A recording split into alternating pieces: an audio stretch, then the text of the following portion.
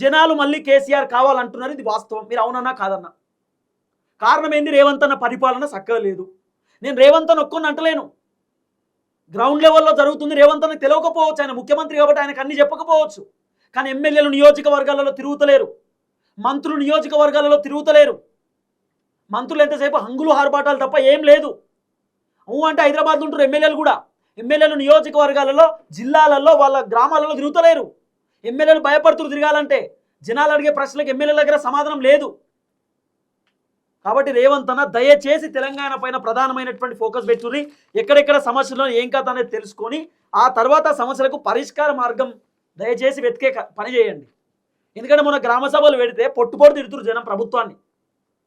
కాబట్టి రేవంత్ రెడ్డి గారికి రిక్వెస్ట్ చేస్తూ ఉన్నాం, ఇప్పటికన్నా మీ పరిపాలన బాగుండాలని చెప్పి కోరుకుంటా ఉన్నా. ఇక మీరు మళ్ళీ అధికారంలోకి వస్తారా రారా అనేది అది జనాల పర్స్పెక్షన్, జనాలే ఆలోచిస్తారు, జనాల ఇష్టం. అది మేమేం చెప్పాం. కానీ ఇంకోసారి మాత్రం మేము మార్పు రావాలి, లేకపోతే ప్రభుత్వం మారాలని మేము అనం. ఏమేమనం? రియాలిటీ చెప్తాం జనాలకు, వాస్తవాలు చెప్తాం. ఏం జరుగుతుంది ఏం కథ అనేది జనాలకు చెప్తాం. మళ్ళీ చెప్తున్నా, ఏం జరుగుతుంది ఏం కథ అని జనాలకు చెప్తాం. 500 రూపాయల గ్యాస్ సిలిండర్ కూడా అడపాదడపా కొంతమందికి వస్తే కొంతమందికి వస్తలేదట. పెన్షన్ కూడా గదే 2000 రూపాయలు, 4000 పెంచలే. ఏమనంటే పైసలు లేవు. పైసలు ఎందుకు లేవు అన్న?